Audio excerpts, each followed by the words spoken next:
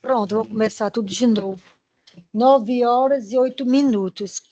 Existindo quórum, declaro aberto os trabalhos da 27ª sessão do dia 7 de agosto de 2024, da Terceira Câmara de Direito Privado.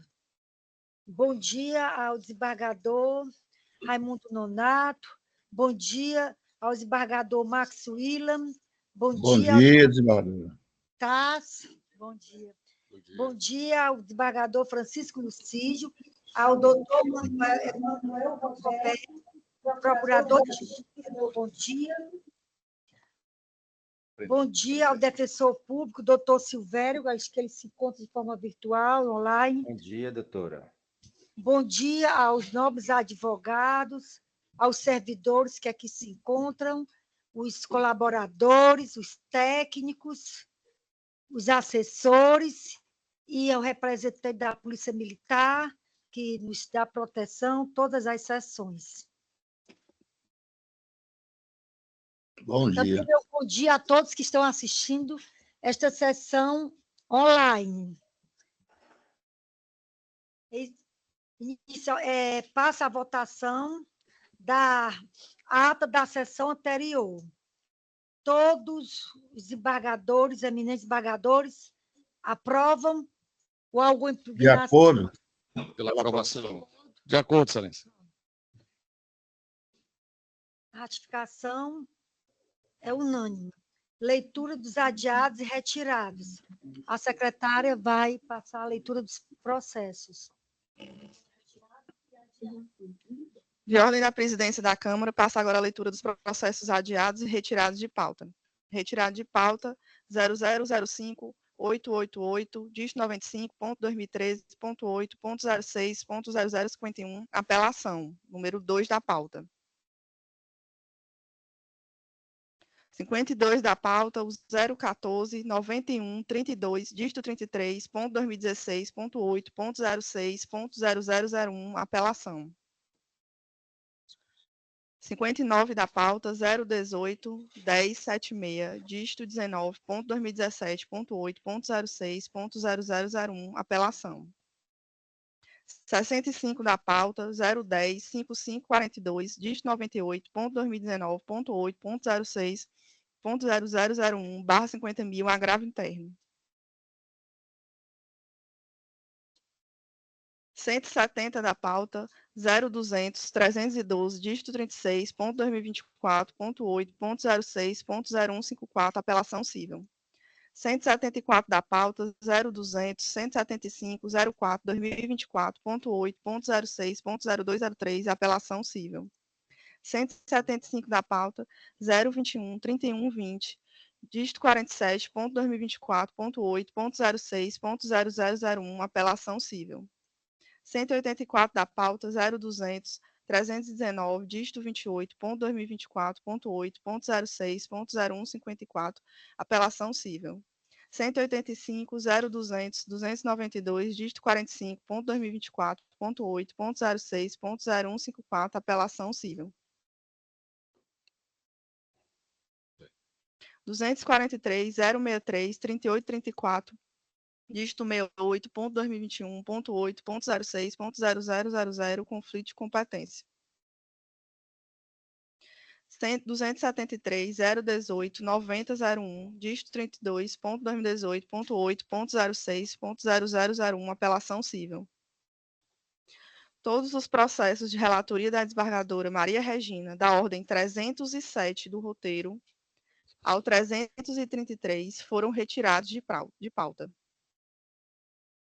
E o extra pauta 062-8592, dígito 60.2023.8.06.0000/50.001, o embargo de declaração, também retirado de pauta. Pronto. Eu pedi vista de um processo agravo de instrumento de número 062-469-961-2023. O voto relator foi dar provimento, mas revogar a tutela de urgência concedida pelo juiz de primeiro grau. O relator, o desembargador Max William, também acompanhou o relator. E, da mesma forma, eu entendi por acompanhar também o relator, já que é o entendimento do STJ em não acatar a bomba de insulina, no caso, que foi de uso domiciliar. Então, eu acompanho o relator, já que é o entendimento unânime do STJ. Tendo os eminentes julgadores acompanhado o voto do relator, proclamam o resultado.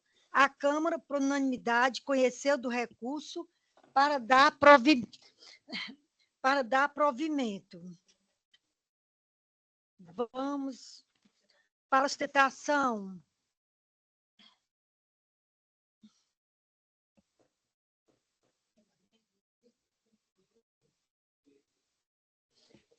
Vamos pelo número de ordem 258. José Patriarca Brandão Souza. Apelante Maria Luísa. Apelação civil 000551188-2019. Vara Única da Comarca de Independência. O advogado já se encontra? Já está apto a falar? Bom dia, desembargadora. Me encontro, sim, fica à disposição. No meu, eu não consigo encontrar. Está virtual, advogado? Estou virtual. Bom dia.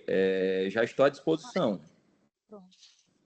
Dispensa a leitura do relatório, doutor. Doutor, dispensa a leitura do relatório. Alguém está desligando a minha câmera. Eu acho que é dentro do próprio tribunal.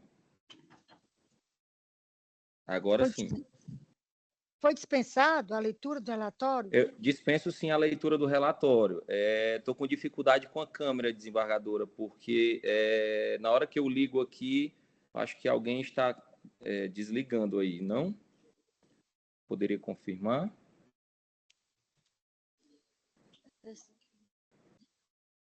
No meu Aqui. sai e volta. Apareceu.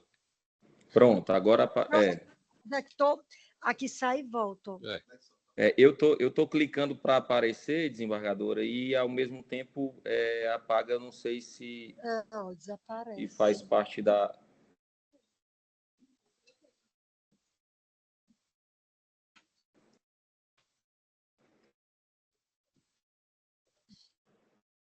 Vocês estão com problema aí no computador? Aqui ele aparece e desaparece. Pronto.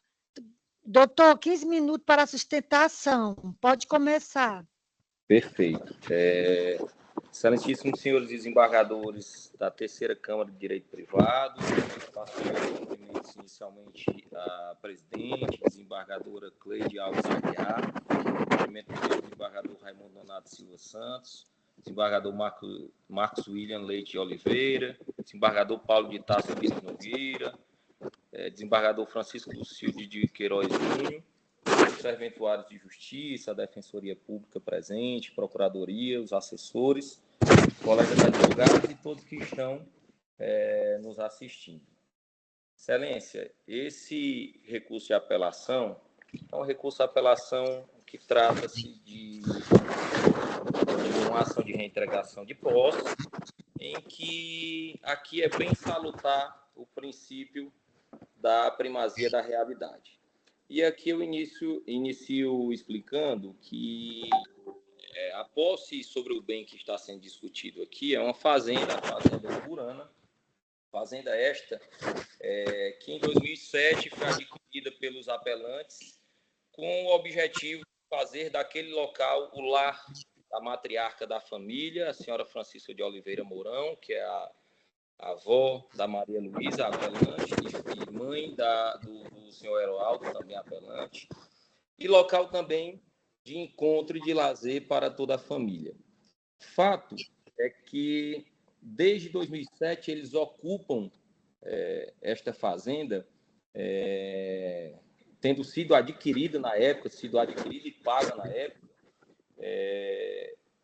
pela fazenda, e durante todo esse período pôde-se comprovar nos autos, através de contas de água, contas de luz, despesas com reformas, fotografias de encontro da família, em que demonstram, além da prova testemunhal, em que demonstram claramente o uso, a posse, o zelo da referida fazenda pela família dos apelantes.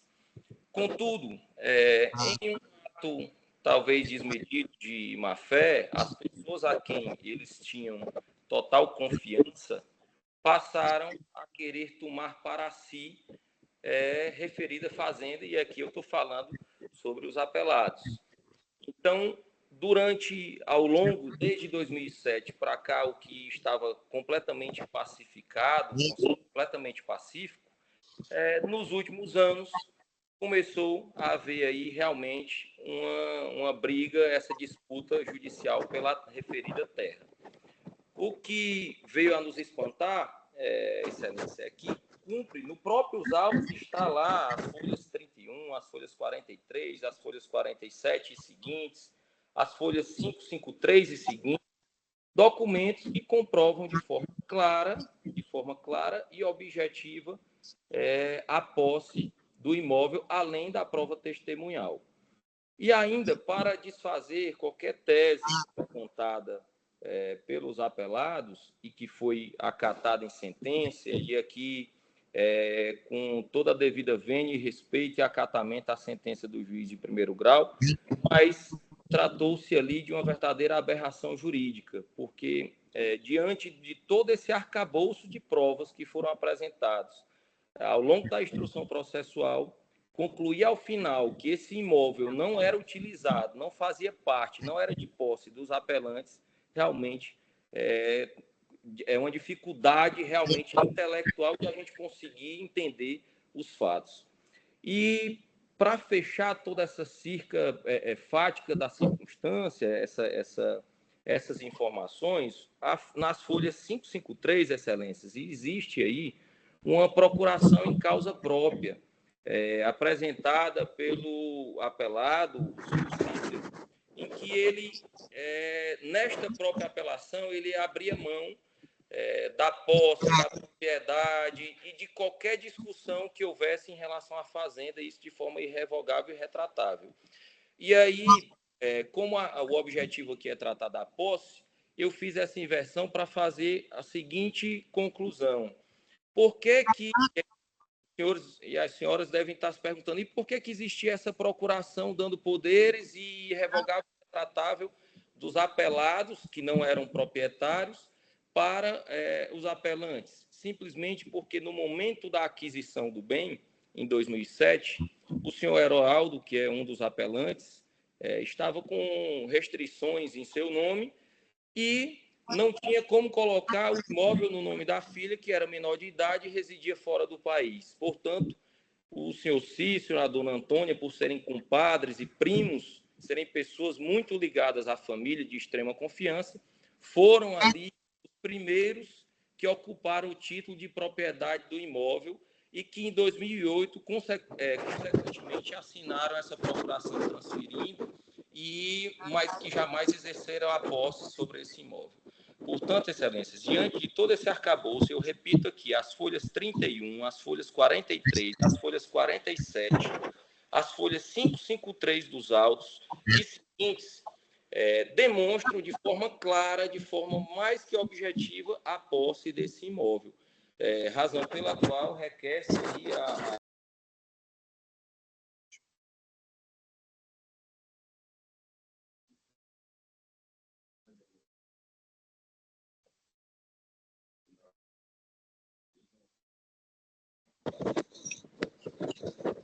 Acredito que houve alguma falha de conexão, mas concluindo, excelências, razão pela qual requer-se a reforma da sentença de piso para agora conceder, sim, a reintegração de posse da Fazenda Umburana aos apelantes, senhora Maria Luísa Domingos Mourão e senhor Heroaldo.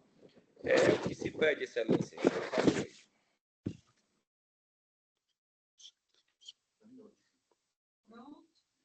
Terminou, doutor? Concluída, excelência. Concluído. Peço desculpa por qualquer interferência aqui da conexão da internet. Certo. Mas deu para ouvir e foi bem esclarecedor. Parabéns, doutor. Passo agora Obrigado, excelência. a palavra para doutor Tiago Emanuel Alexandre de Oliveira. Apelado Cícero. Dispensa o relatório, doutor? Sim, senhora presidente. 15 minutos para sustentação.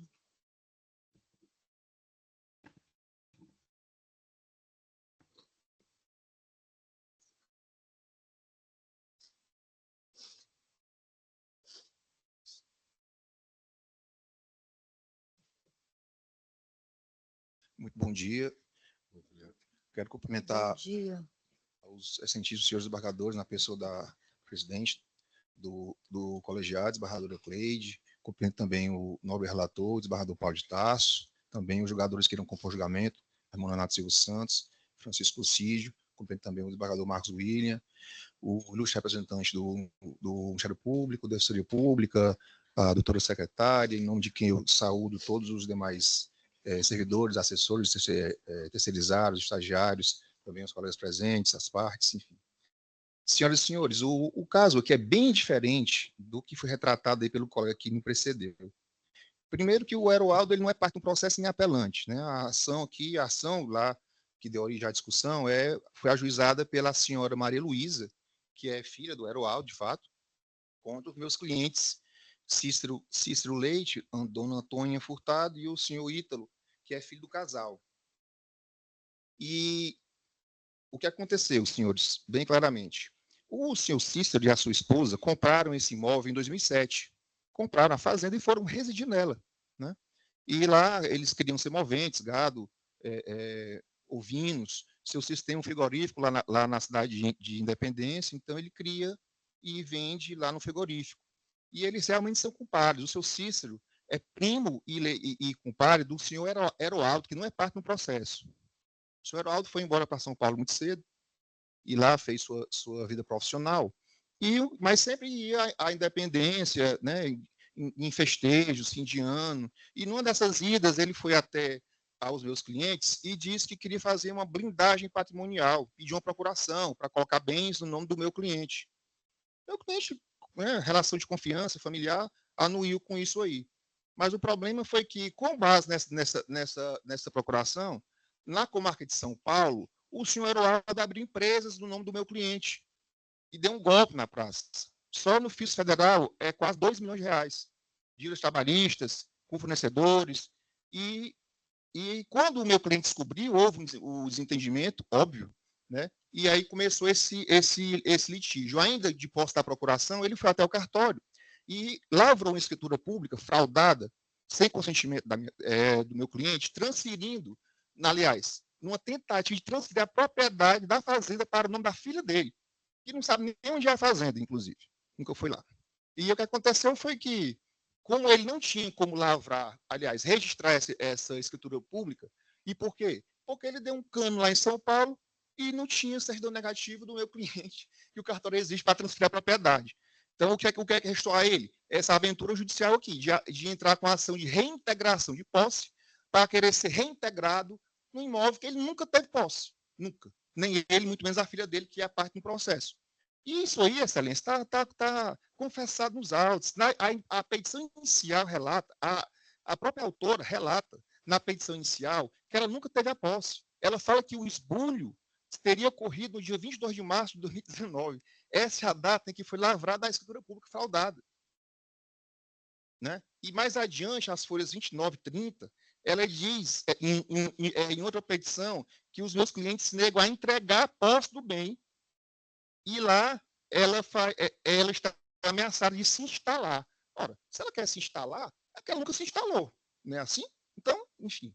Mais adiante, também, noutra petição, agora as folhas 116 dos autos, a apelante também disse E o seguinte, que a casa da fazenda está deteriorada, quando ela se instalar, quando ela assumir o que é seu de direito, vai estar com prejuízo, diante disposto, requeriam liminar para que fosse concedida a posse, para que ela tome posse do que é seu. Nem é dela e ela nunca teve posse. Ela quer se emitir na posse sem ser proprietária e através de uma ação que não se preste para esse fim. Se ela tivesse a propriedade que não tem, ela teria que ter entrado com a ação reivindicatória de propriedade, pleiteando emissão original na posse. Isso ela não fez e nem o fará. Né? Então, senhores, e além das confissões, 3 confissões da própria autora dentro do processo, de que nunca teve posse anterior a ser reintegrada, nós juntamos diversos documentos, excelências, provas documentais assim, robustas e indiscutíveis. Por exemplo, nas folhas 6470, melhor, isso mesmo, 6470, nós juntamos as fichas sanitárias que os meus clientes declararam junto à DAGRE, órgão do Estado, no período de 2014 a 2020. Como mencionei, meu cliente é criador e ele tem a obrigação legal de declarar ao órgão de fiscalização do Estado o que é que ele está criando na fazenda. De 2014 a 2020, ele declarou isso e nós juntamos ao processo. Nas folhas 161, 195, tem recibos de declaração de ITR da propriedade. Todos no nome do meu cliente. E o período de 2010 a 2020. Além dessas provas, além das confissões e provas documentais, nós temos as provas testemunhais, que também foram uníssonas em dizer, ao contrário do colega que me precedeu, que a posse sempre foi do meu cliente. Nós temos aqui, por exemplo, a testemunha, o senhor Mazuelo, que trabalhou na propriedade de 2008 a 2018. E ele falou, excelências, muito claramente, que realizava o serviço de vaqueiro na propriedade, trabalhou na fazenda Burona durante 10 anos, informou também que quando começou suas atividades, ele era solteiro e morava no local com os apelados, na casa da fazenda. Ou seja, ele disse à testemunha que trabalhou 10 anos e morava lá na fazenda, na casa com os apelados, meus clientes, que também lá sempre residiram desde 2007. Outra testemunha aqui, o senhor Cristiano, disse que cuidava do semovente, sempre recebeu o pagamento do seu Cícero, que a posse sempre foi do seu Cícero e de sua família. Então, excelências, me parece que a sentença foi muito bem lançada, ela valorou as provas do processo, todas elas, citou as testemunhas, citou documentos, o juiz mostrou seu convencimento motivado pela ausência de posse anterior da apelante, né? Maria Luísa, repito, seu pai não é parte do processo. Os documentos que foram citados pelo nobre colega que me antecedeu foram 116 páginas de documentos trazidos aos autos na apelação. Eles pretenderam emendar a petição inicial na fase de apelação. Mudaram 3 vezes de advogado, toda vez que muda de advogado, mudam os fatos e trazem novos documentos. Documentos que já pré-existiam ao tempo da instrução, não foram trazidos ao processo. Então, a preclusão aqui temporal e consumativa me parece muito clara também. Inclusive, nós fizemos um requerimento para que esses documentos fossem desentranhados do processo, porque traduzidos de forma totalmente extemporânea. E ainda que assim não fosse, não tem um condão de demonstrar nenhuma prova anterior a ser reintegrada por parte da apelante Maria Luísa. E, além disso, senhores, nós temos também um recurso adesivo, onde nós estamos pedindo a reforma da sentença apenas num capítulo que se refere ao valor da causa, né, que nós impugnamos em contestação, mas o juiz não acolheu. A autora alegou na sua petição que teria adquirido a propriedade do bem, o que não é verdade, mas pelo valor de R$280 mil. Mas, curiosamente, atribuiu a causa o valor de 120 mil. Né? Portanto, a gente impugnou, mas o juiz indeferiu, a gente apelou desse capítulo, e também apelamos o capítulo do que se refere aos honorários de sucumbência que foram arbitrados no percentual mínimo de 10%. É um processo de mais de 1000 páginas, de diversas audiências, diversos recursos, embargos, enfim, muitas petições. Realmente foi muito combatido aqui a lide, e nós também apelamos adesivamente para requerer que o tribunal, caso assim se convença, que majore os honorários de sucumbência. Era só isso que eu tinha a dizer. Muito obrigado. Parabéns, doutor, pela sustentação. Passa a palavra ao relator desembargador Paulo de Tarso para proferir seu voto. Pois não, senhora presidente.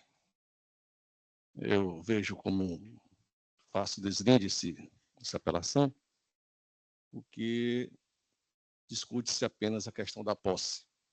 E a própria autora, a apelante, a senhora Maria Luísa, em seu depoimento pessoal, afirma nunca ter tido a posse do referido bem. Então, acredito que a proposta de emenda seja satisfatória. E vai no seguinte sentido, senhora presidente, demais colegas.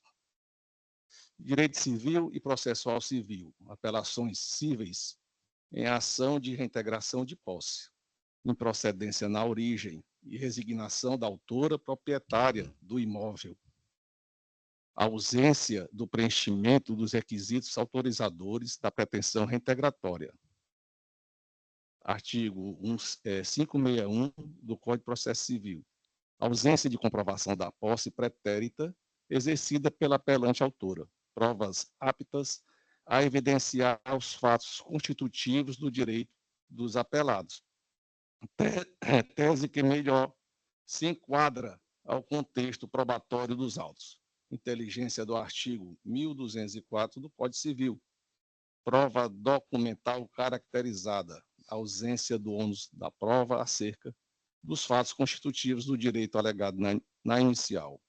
Ônus que competia à autora Maria Luísa Domingos Mourão, nos termos do artigo 373, inciso 1 do Código de Processo Civil. Recurso da autora conhecido e não provido. Recurso adesivo não conhecido, visto a intempestividade. Sentença mantida, é assim como eu voto, senhora presidente. Obrigada, doutor. Passa a palavra para o desembargador Max William proferir seu voto. Não voto em processo, doutor. Desembargador Paulo, não. Aqui está o doutor Max, então... Raimundo Nonato. Aqui tem o Max William na mesma... Porque... Na sequência... Porque eu não tenho acesso ao processo. Porque não presidente, é de autoria e eu não tenho acesso. Então, já vem anotado para mim. Então, retifico, é isso, e passo a palavra para o desembargador Raimundo Nonato proferir seu voto. Pois não, presidente, nas sequências, eu acho que seria o desembargador Lucídio, não? Aqui está, porque aqui, então está certo, porque eu estou seguindo aqui a ordem que foi anotado. Mais uma vez, retifico. Não é um erro meu, porque eu não tenho acesso ao processo, Não. como eu disse. É. Então, eu não sei quem é o relator, quem não é. Só tenho, como eu estou falando, só tenho acesso dos processos em que eu sou relatora. Então, mais uma vez, passo a palavra ao desembargador Lucídio Queiroz para proferir seu voto. Pois não, senhora presidente. Inicialmente, meu muito bom dia a todos os advogados. Os desembargadores já cumprimentei, os servidores, os advogados presentes, advogados que estão virtualmente. Esse processo eu tive, como todos, né? Tive o cuidado de examinar. E a questão crucial a ser analisada aqui é exatamente a questão da existência ou não da posse. E essa matéria foi muito bem analisada, embora o desembargador Paulo tenha lido só a emenda, porque já é bem explicativa, mas eu li o voto dele, o voto provisório dele, e ele analisa cuidadosamente essa questão da posse. Efetivamente, não há demonstração, e no caso da reintegração, o que se precisa analisar é a existência ou não dessa posse. Portanto, peço venha ao advogado da parte recorrente, mas eu acompanho integralmente o voto, inclusive em relação à intempestividade, eu também examinei, houve essa pequena falha aí na interposição do recurso adesivo, e, portanto, eu sigo integralmente o voto do relator. Obrigado, doutor. Agora sim, passa a palavra ao desembargador Lucídio Queiroz, Raimundo Nonato, para proferir seu voto. Pois não, presidente, desembargadora Cleide. Bom dia a todos mais uma vez, colegas desembargadores, os advogados, servidores. Senhora presidente, eu acompanho o relator, como bem dito pelo próprio relator e também pelo desembargador Lucídio. A parte apelante não comprovou a existência de posse anterior, que justifica a proteção possessória. Por outro lado, eu também estive observando aqui nos autos, Como bem asseverou o relator, os recorridos demonstraram o exercício da posse sobre o imóvel, que é o fato impeditivo do direito da parte autoral. De sorte que eu acompanho o relator, senhora presidente. Obrigada, doutor. Todos os eminentes julgadores acompanharam o voto do relator. Proclamo resultado. A Câmara, por unanimidade, conheceu do recurso para negar provimento e recurso adesivo não conhecido. Passo agora o número de ordem da próxima pauta 278, da sustentação. Pedro Cisne Frota de Souza, se encontra. Apelação civil 014-922-843, 2019. 25ª Vara Civil da Comarca de Fortaleza. O relator, desembargador Paulo de Tarso Pires Nogueira. Dispensa o relatório, doutor. 15 minutos para a sustentação.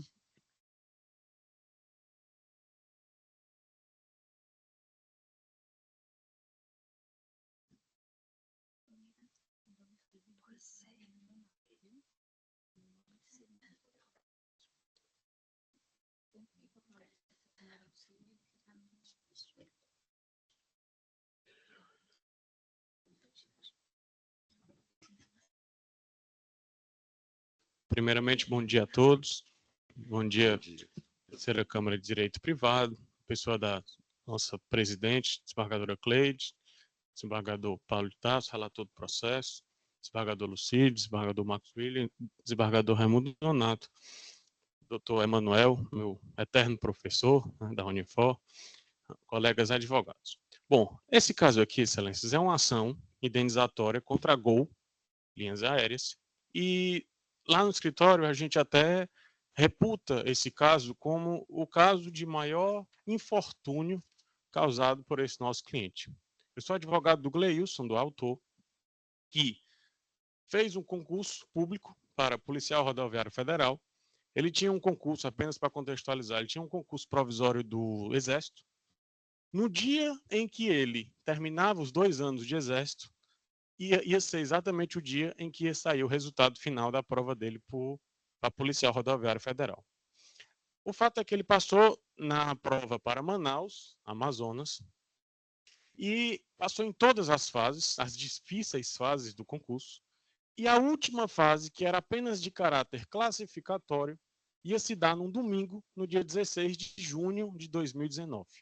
Ele comprou a passagem aérea na noite do sábado, dia 15, saindo de Fortaleza, indo para Manaus, para no domingo de manhã fazer a prova lá em Manaus. Quando ele está saindo de casa, ele recebe um e-mail dizendo que o voo dele foi cancelado. Foi cancelado. Não tinha chuva, não tinha nada, olhou o site, Globo, não tinha nada. Foi para o aeroporto. Note-se que o voo dele saía às 19 horas do dia 15 e ele recebeu o e-mail às 16 horas do dia 15, portanto, 3 horas antes. Chegou no aeroporto, foi ao balcão da Gol e foi informado que o voo tinha sido cancelado. Não obteve mais nenhuma outra resposta, apenas que o voo tinha sido cancelado. Já no início do desespero dele, pediu a Gol que uma saída, uma solução, e a Gol disse que nas próximas 24 horas não tinha nenhuma outra aeronave indo para Manaus. Olhou na TAM, olhou na Azul, também não tinha. E aí ele pensou o seguinte: bom, eu vou para a capital mais perto de Manaus, vou pegar um carro e vou a Manaus. E assim ele fez. Pegou um voo da Azul, foi para Boa Vista. Quando chegou em Boa Vista à noite, já do dia 15, alugou um carro. Quando ele estava chegando em Boa Vista, ele tinha que passar dentro de uma reserva indígena, e a reserva indígena disse que à noite não poderia passar carro, só ambulância. E aí o fato é que ele voltou para Boa Vista, comprou outro voo para chegar a tempo, isso já de madrugada, e o outro voo atrasou. E o fato é que ele foi chegar em Manaus às 9 horas da manhã do domingo, a prova era às 8 horas, portanto ele perdeu a prova, foi desclassificado do concurso, e até hoje ele não conseguiu mais prestar nenhum concurso público do grande trauma que ele sofreu. Pois bem, o que é que nos interessa aqui? Nos interessa que a sentença de primeira instância, e logicamente que nós entramos com a ação pedindo os danos materiais, concernente no dano material do valor da passagem que ele pagou, e danos morais, porque, na minha visão, parece-me óbvio que ultrapassou qualquer mero sabor.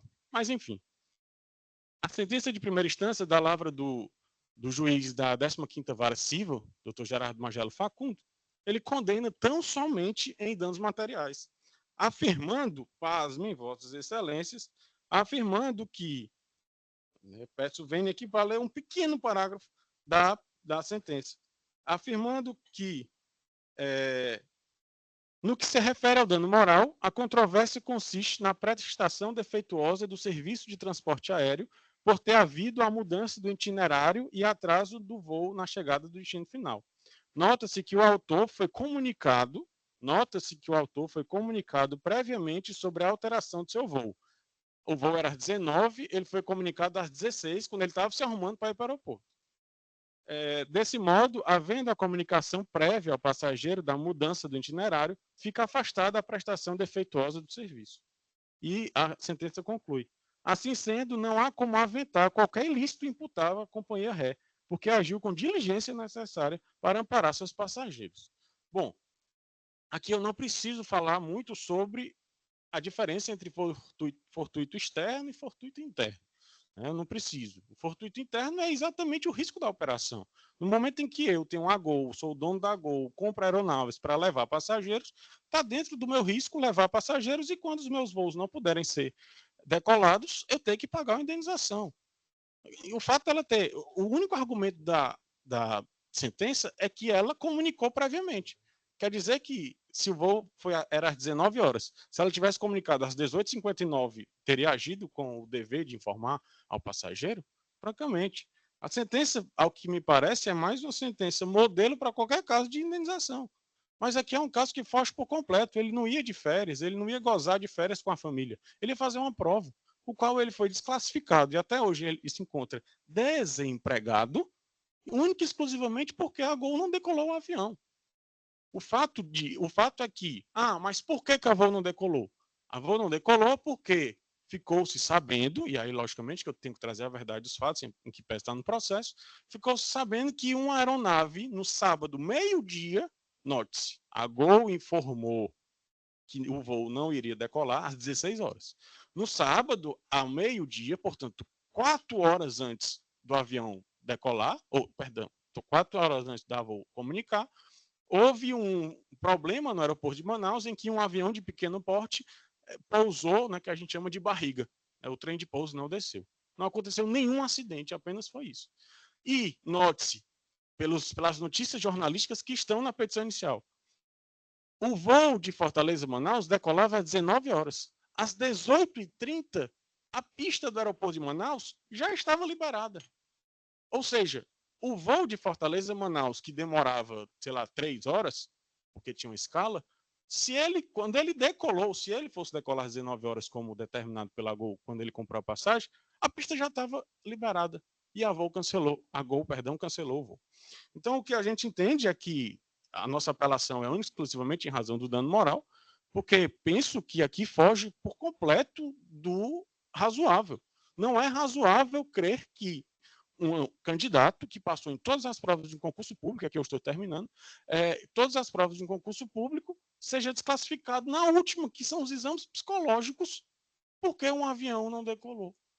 E a Gol é isenta dessa responsabilidade de indenizar por dano moral, porque ela comunicou previamente, 3 horas antes. Se a gente for contar que no bilhete aéreo, quando é voo doméstico, você tem que chegar 1h30 antes, na verdade, a Gol, então, ela comunicou 1h30 antes do razoável.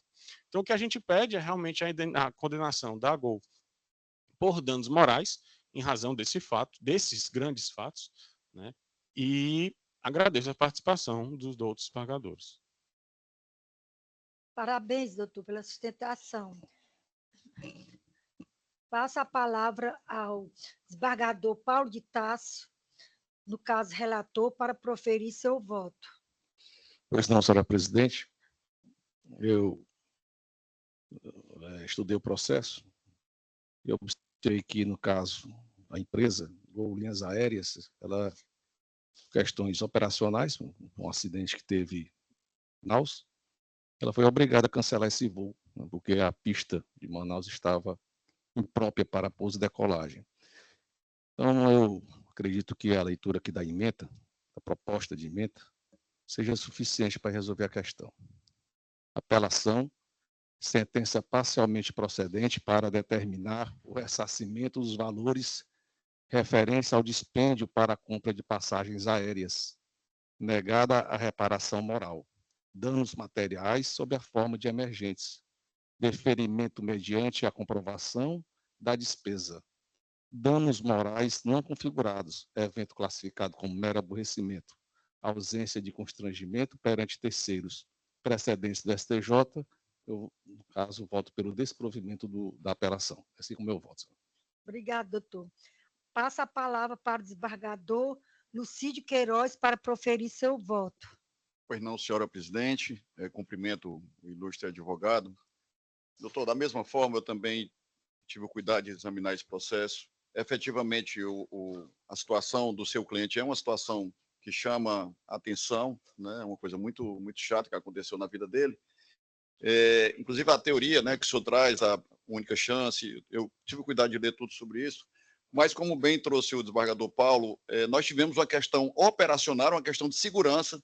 O aeroporto realmente só foi liberado quando já estava próximo, mas a questão, nós estamos tratando de um voo aéreo, né, onde todas as questões de segurança devem ser observadas e, infelizmente, eu entendo que pese os argumentos trazidos pelo Vossa Excelência, a decisão foi acertada e eu acompanho integralmente o voto do relator.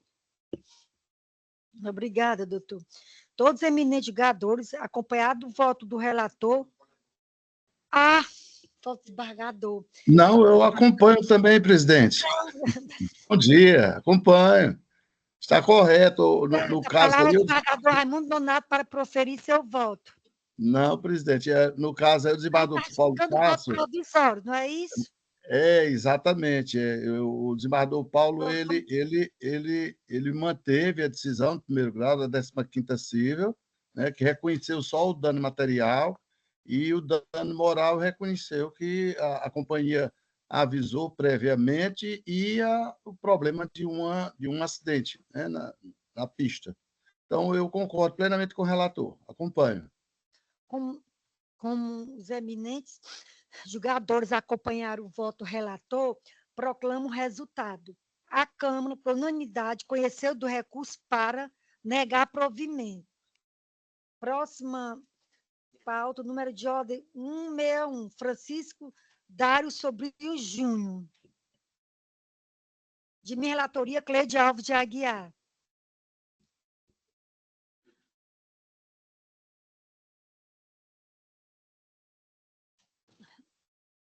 Doutor, eu, antes de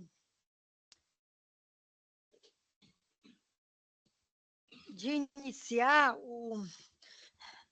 a sustentação, eu queria dizer que o meu voto como relatora foi favorável no sentido de os autos retornarem ao juiz do primeiro grau. Diante disso, tem uns votos provisórios também que eu acho que os embargadores acompanharam e pergunto se tem interesse ainda de fazer a sustentação. Tendo sido dado provimento ao recurso no sentido de retornar os autos para a origem, eu dispenso a Mas, de qualquer forma, eu vou ler a proposta de ementa, mas antes eu vou falar o número do processo, apelação cível 028/2001, 128/2021, 38ª Vara Cível. Edifício Kelps Kelfre Miquerinos. Só para confirmar aqui esse processo. Apelação cível, ação de prestação de contas, julgamento antecipado do mérito com base no artigo 355, inciso 1 do Código de Processo Civil, e procedência do pedido por falta de prova. errou improcedendo, comportamento contraditório, violação à boa-fé objetiva, cerceamento de defesa configurado, devido à intimação da parte autora para juntada de documentos necessários ao deslinde da causa, aplicação do princípio da cooperação, recurso conhecido e provido, sentença anulada, retorno dos autos ao juízo de origem. Eis o resumo, e se você ainda insistir na sustentação... Não, Excelência, nesse caso eu declino da sustentação oral.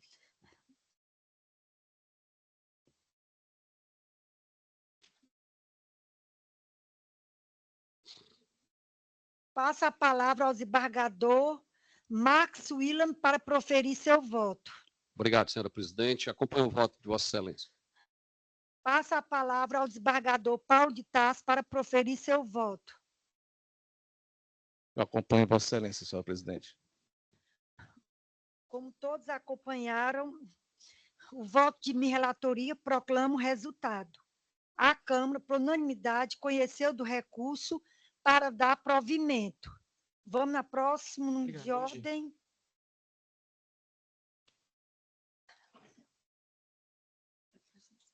José Osmar Celestino Júnior.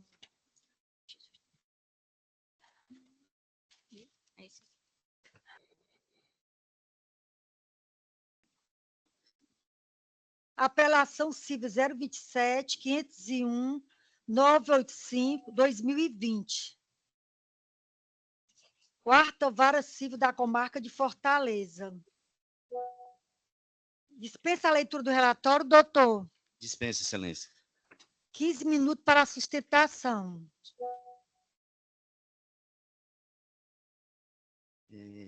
Gostaria de renovar meu bom dia inicial a todos presentes. A desembargadora Cleide, presidente desta augusta Câmara, com bem os desembargadores que a compõem. É sempre um prazer, presidente e desembargador, estar aqui com Vossas Excelências, né, que a gente regurgita aqui do conhecimento de Vossas Excelências, dos bons julgamentos, e a única coisa difícil é vestir essa beca, que sempre a gente precisa de ajuda, ou quando não tem ajuda do Adailton, fica toda torta, né? Então, realmente, a dificuldade sempre é essa. Agradecer a doutora Lorena também, ilustre secretária, que entendeu que havia sustentação oral e nos manteve aqui para falarmos aqui sobre o processo. O processo é oriundo de uma ação contra o Banco do Brasil. A minha representada teve duas operações de crédito liberadas sem autorização da mesma, né? Ela é funcionária pública, mantém relacionamento com o banco há décadas, onde recebe seu salário, e percebeu que duas operações de crédito haviam sido liberadas indevidamente. Uma delas, logo em seguida a liberação, tirando o extrato, ela percebeu, foi à agência, comunicou, olha, não fui eu que liberei, tem aqui uma possível fraude. A atendente, ela pediu inclusive o bloqueio de senha, o bloqueio dos aplicativos, a atendente disse que não precisava, ela ia, na verdade, cancelar a operação. Foi cancelada, essa operação gerou inicialmente um custo de R$ 156, um valor ínfimo, que foi de um dia para o outro, gerou IOF, gerou operações, então ela ficou ali um pouco descontente de pagar os 156, mas deu por resolvidos. Deu por resolvida a situação. Dias depois, acontece a mesma situação. Liberam novamente valores, dessa vez eles transferem o saldo para uma conta poupança dela, os fraudários, e a partir dessa conta poupança fazem alguns pagamentos, né, e retiram parte do valor através desses pagamentos a terceiros. Quando ela percebeu toda essa movimentação na conta, renovou a ida ao Banco do Brasil, né, fez lá, dessa vez realmente fizeram um bloqueio de acessos aos aplicativos, senhas, e fizeram uma antecipação de parcelas na conta dela, e aí é onde entra realmente a minha sustentação oral, Excelências. É nesse ponto, quando eles fizeram antecipação de parcelas desse segundo contrato, que inclusive a sentença declarou a sua nulidade. Quando fizeram esse desconto parcial, utilizaram dinheiro da conta dela, no montante de R$ 11.176,95. Esse dinheiro que foi utilizado para fazer o pagamento parcial dessa operação fraudulenta, que a sentença reconheceu a sua nulidade, decretou a anulação do mesmo, foi utilizado com recursos próprios da apelante. E essa situação que eu vos trago aqui, excelências, foi alvo dos embargos de declaração no primeiro piso, porque a sentença, com toda cautela, zelo do julgador de piso, ele apenas nesse caso da devolução, me permitam ler o item 2 do dispositivo final da sentença, proferida da seguinte forma: restituir em forma simples as parcelas indevidas descontadas, com atualização monetária pelo índice do INPC, desde o desembolso e acrescido de juros de mora de 1% ao mês, desde a citação. Os embargos foram no sentido de esclarecer essa situação, excelência, porque houve 2 pagamentos de 2 parcelas, descontado no débito automático, porque ficou programado no banco. Quando nós entramos com a ação, conseguimos, da terceira em diante, então a primeira e a segunda parcela desse empréstimo que foi cancelado, foram pagos por ela também, com recursos próprios, a gente pede essa devolução também, mas não ficou claro aqui, desembargadora, que essa devolução desses 11 mil que foram oriundos da conta dela, pessoal, de recursos próprios, né, que foi alvo de pagamento antecipado. E aí eu rememoro aqui as ideias e friso que esse pagamento antecipado, que foi feito pela agência, usando o dinheiro da própria apelada, foi feito sem sequer com autorização dela, foi feito sem autorização. Então, nesse ponto, desembargadora, presidente e relatora, que a sustentação oral vem, né, enfatizar, porque o resto da matéria é toda realmente matéria de direito, e aí esse humilde causídico confia muito na decisão desse colegiado, mas esse ponto tem que ficar muito bem claro, excelência, para realmente ela não ter um prejuízo. Ter um êxito na ação, mas não ter o seu dinheiro devolvido, que é justamente esse valor que está comprovado nos autos, isso faz parte da apelação. Então, esse seria a tese principal dessa sustentação, excelência, além de rever realmente os valores pelo aborrecimento. É uma senhora idosa, procurou o banco várias vezes, né? O banco não deu o suporte necessário, passou por um período de depressão, como bem relatado nos depoimentos pessoais de pessoas que conviveram com ela na época, né? Sendo essa acertado também o custo dos danos morais proferidos em primeira instância, mas a gente requer também a majoração diante de toda a tormenta que é vivida até hoje, né? Porque o julgamento ainda se encontra a ser realizado. Então, seriam essas minhas palavras, presidente, agradecendo a oportunidade, certo, de estar aqui com Vossa Excelência mais uma vez, certo? É sempre muito bom. Obrigado. Parabéns, doutor, e obrigada aí pelo elogio. Vou me ater à leitura da proposta de ementa. Apelações cíveis, direito processual civil e direito do consumidor. Ação declaratória de nulidade, cancelamento de contrato bancário, indenização por danos morais e pedido de tutela de urgência antecipada.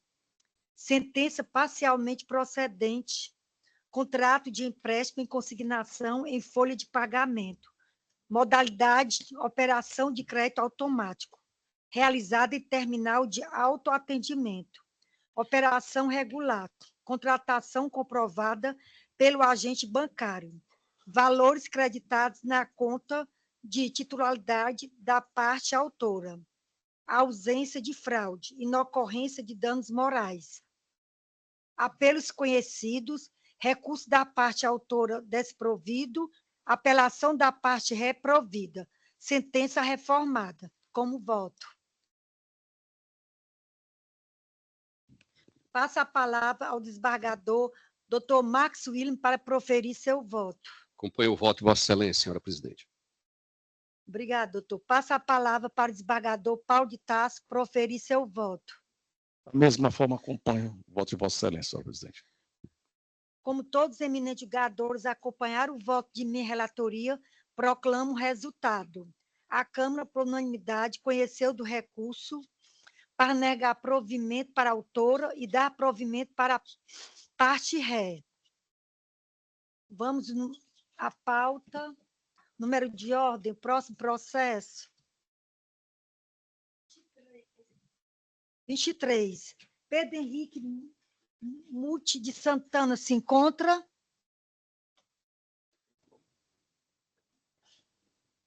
Apelação. Bom dia.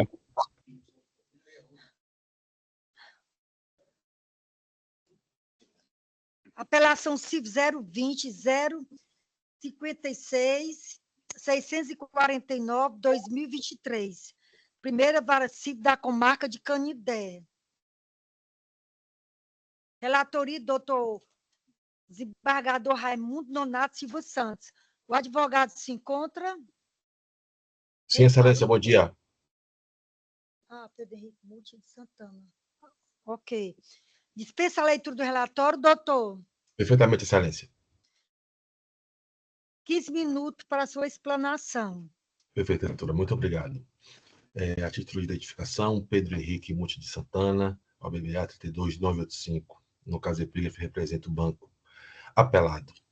Inicialmente, excelência, eu gostaria de saudar essa colega da Câmara Recursal, na pessoa do eminente relator, doutor Raimundo Nonato, os nobres representantes do Ministério Público da Defensoria Pública, a nobre secretária de sessão, sempre muito educada e cordial com os advogados, e demais colegas que nos assistem.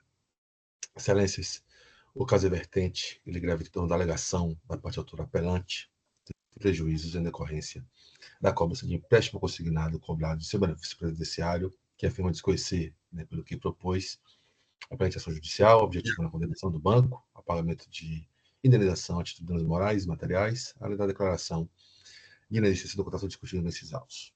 Após a instrução do feito, analisando o caso de forma acertada, o MM Juízo de Base julgou improcedente a ação, por considerar a regularidade da contratação, visto que o banco apelado ele apresentou diversos documentos comprobatórios que atestaram a referida contratação. No caso que comento, a excelência restou amplamente demonstrado a nítida intenção da parte autora em formalizar o contrato de empréstimo objeto da presente demanda, com a assinatura digital constante no contrato, conforme o instrumento contratual devidamente acostado a esses autos. Ademais, o valor contratado ele foi disponibilizado em favor da parte autora na mesma data da contratação, em uma conta bancária de sua titularidade, conforme comprovante relacionado a esses autos. Na ciência, não é incrível que a parte autora não reconheça o contrato realizado como capelado, aliado a esse fato, da disponibilização do valor do empréstimo em sua conta. Ainda chama a atenção o fato de que o documento apresentado pela parte autora no momento da contratação, ele corresponde exatamente ao documento de identidade juntado à petição inicial, o que, assim, portanto, afasta a possibilidade de que terceiros fraudadores tenham se apropriado dos documentos da parte autora para efetuar o vínculo contratual. Vale dizer, excelências, que para realizar a contratação, a parte autora ela recebeu um link via mensagem de texto SMS ou WhatsApp para iniciar o processo de formalização digital da contratação do empréstimo consignado. Ao clicar nesse link, ela teve acesso às recomendações iniciais para a contratação e ainda recebeu um token de 4 dígitos para confirmar a sua titularidade. Ultrapassada essa primeira fase, a parte autora permitiu que fosse ativada a sua geolocalização do seu aparelho e, na sequência, deu aceite nas condições gerais da proposta de crédito consignada. Ainda, a parte autora tirou selfies de si própria e fotos do seu documento de identificação anexado no processo de formalização. Dessa forma, estou evidente o laço lastro contratual, perdão, bastando para tanto olhar, né, consultar a trilha digital anexada a esses folhos, né, que ficaram registradas todas as etapas da formalização, né, constando a data e a hora em que a partitura ela acessou o link, né, validou o token, permitiu a captura da sua geolocalização, né, aceitou as condições do crédito e tirou as fotos, né, enviando assim a foto tanto de si como dos seus documentos, né, frente e verso, e por fim, confirmando a sua contratação, né.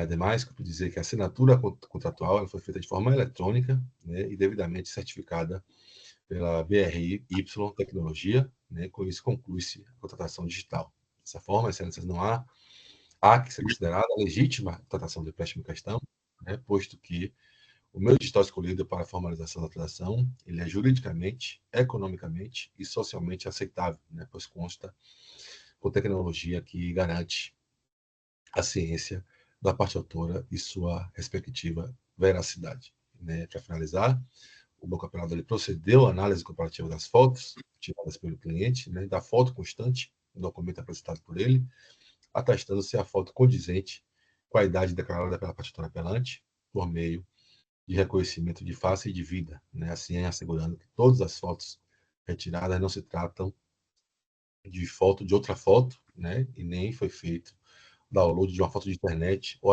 aleatório, por exemplo, né, mas apenas na câmera do celular ou tablet que estava sendo utilizado naquela contratação.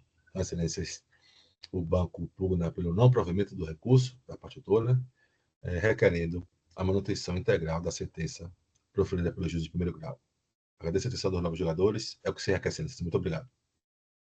Parabéns, doutor, pela sustentação.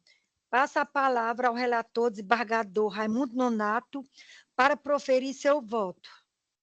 Pois não, desembargadora presidente. Bom dia, doutor Pedro.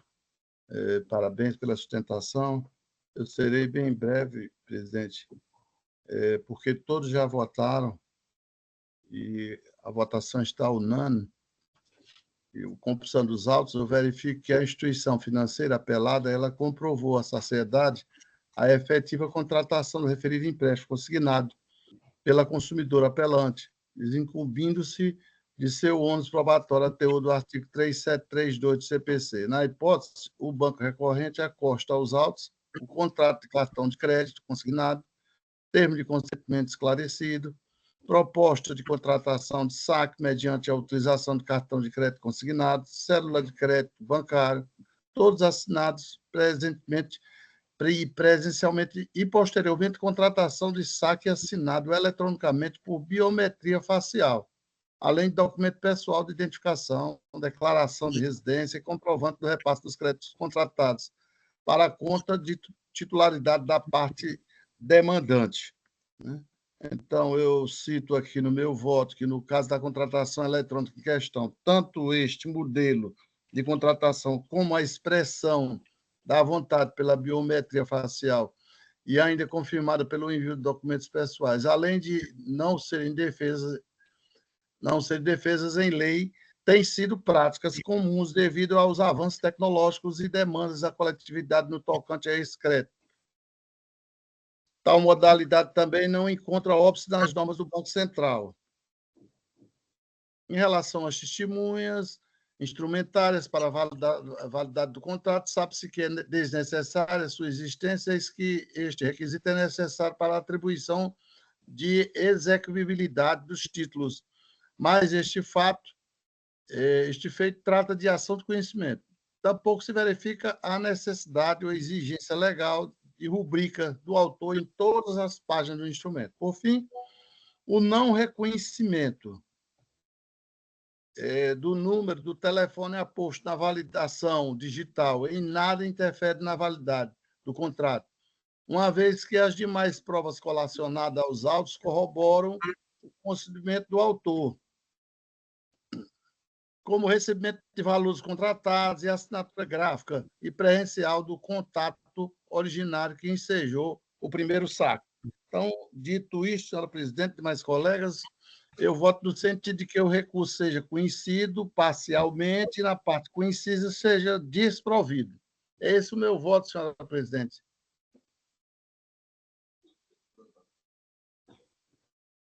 Pronto.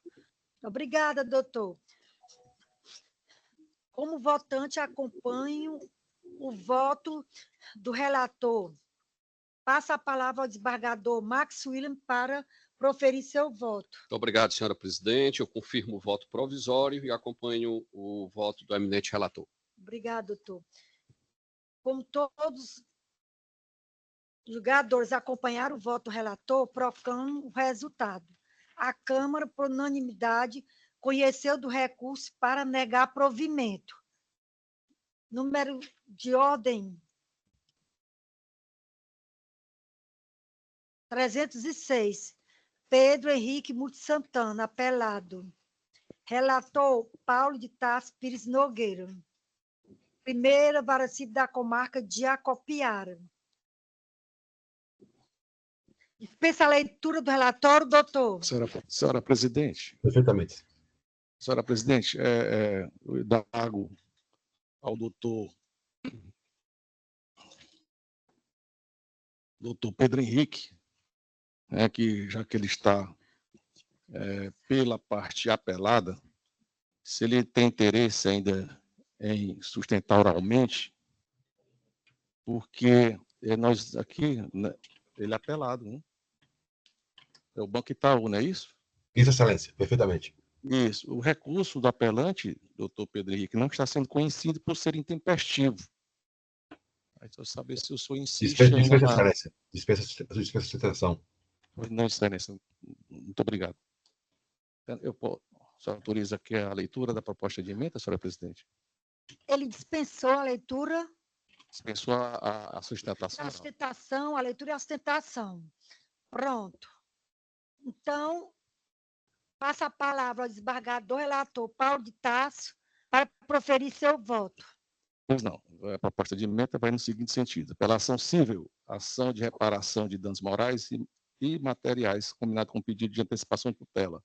A ausência de requisito extrínseco de admissibilidade relacionado à tempestividade. Interposição após o transcurso do prazo legal de 15 dias.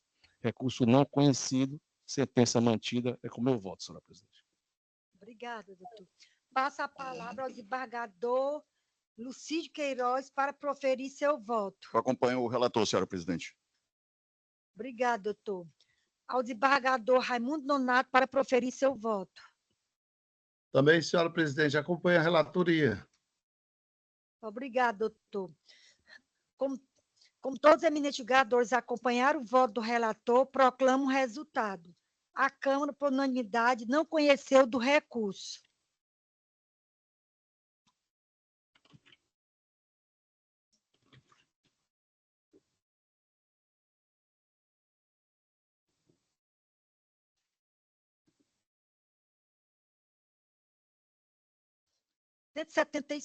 Pedro Henrique Muti Santana, apelado.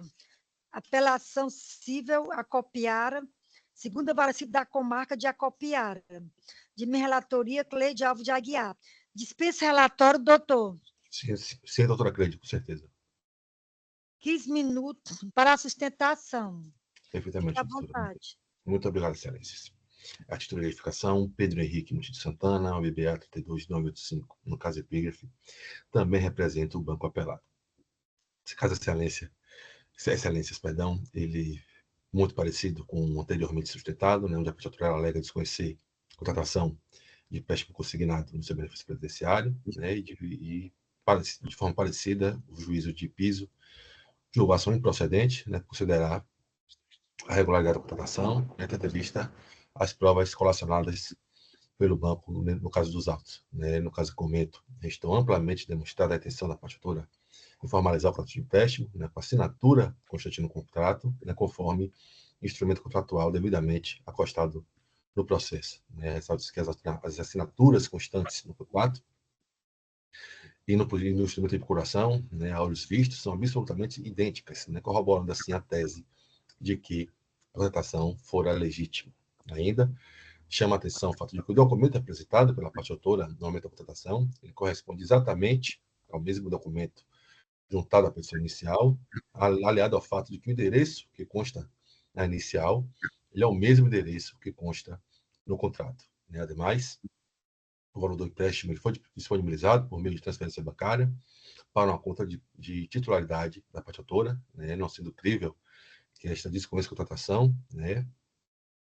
Tendo sido juntado o contrato, né? Assinado com o endereço da autora e ainda com o valor disponibilizado em sua conta bancária. Né? Vale ainda ressaltar que o ajuizamento dessa ação, né, ela se deu em 19 de 12 de 2023, né, data que já havia ocorrido o desconto de diversas parcelas. Né? Sendo incrível que alguém que não contraiu uma dívida tenha esperado tanto tempo, né, para reclamar em juízo, né, visto que o desconto da primeira parcela ele ocorreu em novembro de 2019, né, e o ajuizamento da presente ação somente ocorreu em dezembro de 2023. Né. Por fim, excelências, diante das robustas provas documentais juntadas pelo banco apelado, né, das quais né, foram suficientes para demonstrar a legitimidade da contratação do empréstimo consignado, né, e de forma acertada entendeu o juízo a qual está o presente processo apto para julgamento. Né.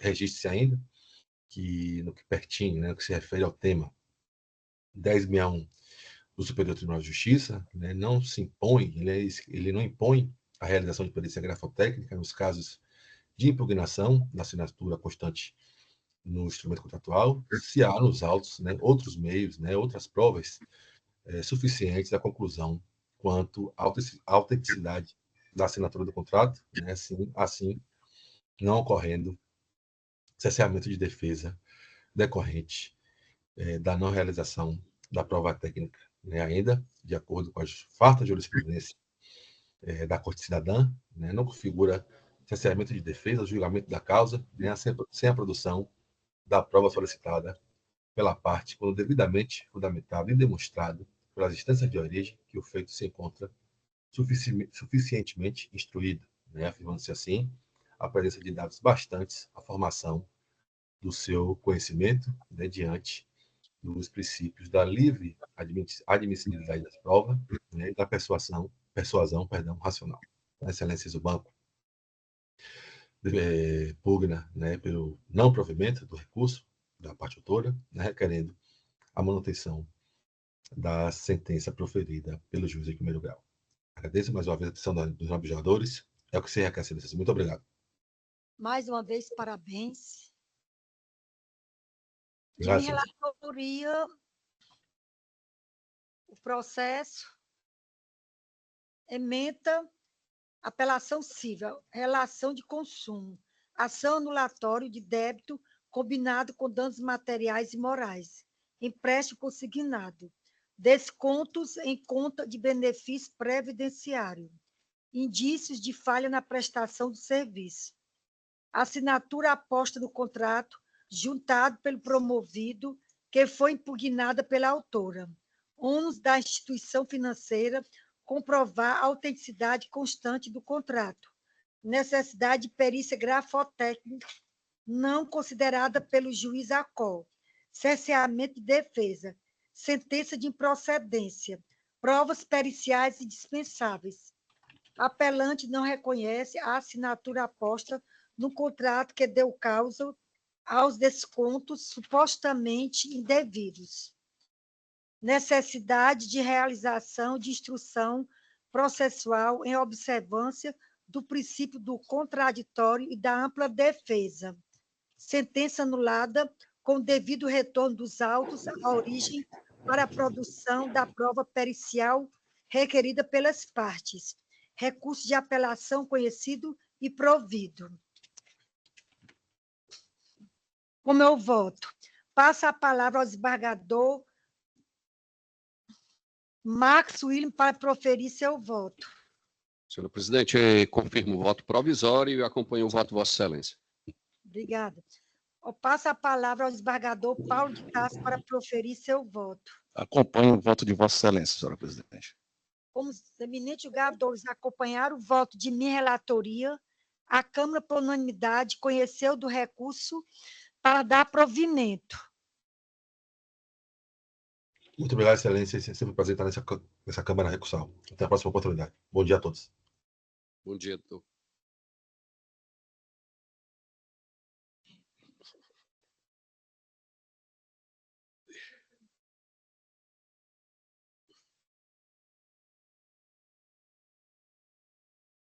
Jefferson Lopes Custódio, apelante, se encontra. Apelação civil 091 444 213 2014, 29ª Vara Civil da Comarca de Fortaleza. De minha relatoria, Cleide Alves de Aguiar. O advogado se encontra, da sustentação.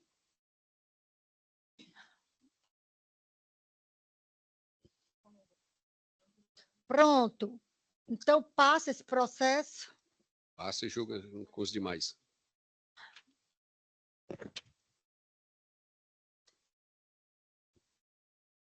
Próxima pauta, número de ordem 229.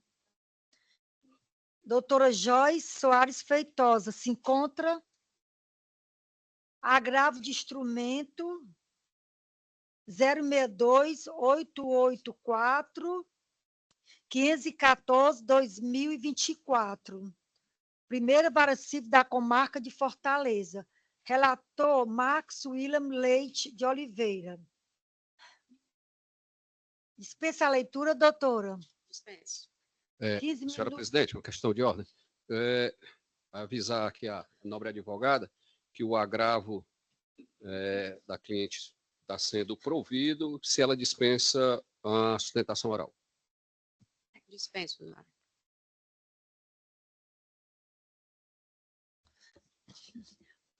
Passa a palavra ao desembargador Marcos William Leite de Oliveira para proferir seu voto como relator. Muito obrigado, senhora presidente. Passa então a leitura da proposta de emenda, como sendo o meu voto, acho que suficiente para esclarecer aqui a votação. Agravo de instrumento, cumprimento provisório de sentença, decisão que determinou o depósito de caução para levantamento de valor e resignação das partes autoras.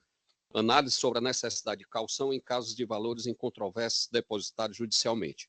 Recurso conhecido e provido. É como voto, senhora presidente. Obrigada, doutor. A palavra ao desembargador Paulo de Tarso para proferir seu voto. Eu acompanho o eminente relator, senhora presidente. Obrigada, doutor. A palavra ao desembargador Lucídio Queiroz para proferir seu voto. Pois não, senhor presidente. Nesse processo, eu observei que o doutor magistrado, a questão dele foi só o valor, que seria um valor bem significativo, e ele agiu com prudência. Mas eu entendo que a decisão do doutor relator está correta e eu acompanho. Obrigada, doutor. Tendo os eminentes julgadores acompanhado o voto do relator, proclamo o resultado. A Câmara, por unanimidade, conheceu do recurso para dar provimento.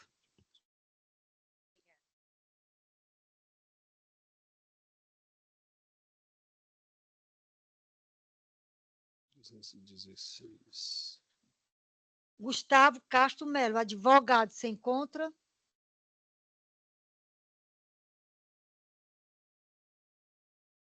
O apelante.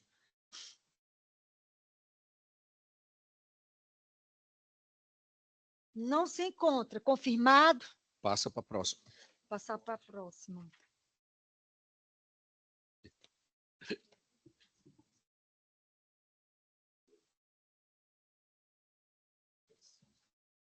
Ricardo Marques de Oliveira, apelante, se encontra. Apelação civil, eu vou dizer no processo para ter confirmado. Apelação civil 005 568 787 2021. Segunda Vara Civil da Comarca de Caucaia. Relatoria de Francisco Lucídio Queiroz Júnior. Dispensa a leitura do relatório, doutor. Dispensa, excelência. Certo. 15 minutos para a sustentação. Pode começar. Obrigado, senhora presidente. Bom dia a todos. Bom dia, senhora presidente, senhor relator, demais integrantes, ao doutor representante do Ministério Público, da Defensoria Pública. Excelência, o presente recurso Trata-se de uma fraude em que o meu cliente foi vítima de um estelionato praticado por prepostos da financeira, da apelada Facta, com participação do Banco Safra. E aí eu queria, se possível, fazer que nem o Matuto, começar do início e, se possível, pedir Vossas Excelências só para olharmos ao processo. Eu anexei as conversas que a contratação ela se deu por WhatsApp. E o que é que aconteceu? O meu cliente, querendo refinanciar empréstimos que ele já tinha, como ele já tinha feito anteriormente outras operações junto com o Banco Safra, entrou em contato com o Banco Safra e iniciou novamente as tratativas para esse refinanciamento de empréstimos. E nesse momento ali de negociação com o Banco Safra, houve um vazamento dessas informações para essa financeira Facta, que era de desconhecimento do meu cliente. E logo em seguida, dentro desse contexto, entram em contato com o meu cliente, se passando por setor antifraude do Banco Safra, e passam a dar andamento a partir dali. Só que não era mais o Banco Safra que estava dando andamento, e sim essa financeira Facta. E aí tá lá os prints nas folhas 4 e 5 da petição inicial, e quando chegamos nas folhas 6 para comprovar o que se fala, a Facta já envia para o cliente a solicitação dos documentos para a liberação do empréstimo. E aí fica o questionamento: como é que a Facta sabia das tratativas se não houve vazamento do Banco Safra? Se as tratativas estavam sendo feitas, conforme comprova as folhas 4 e 5 dos prints das conversas, com o Banco Safra. Como é que os prepostos da Facta financeira sabia do que é que o cliente queria, exatamente o valor que o cliente queria e qual era a finalidade que o cliente queria? Tanto é que nas folhas 6 e 7, que é a conversa com a Facta financeira, eles pedem a documentação para a concretização do empréstimo que estava sendo solicitado ao Banco Safra, e logo em seguida a Facta envia o link para a efetivação da contratação. Lembrando que a contratação era para um refinanciamento de empréstimo com melhores condições. E aí o que é que acontece? O mesmo número que enviou o link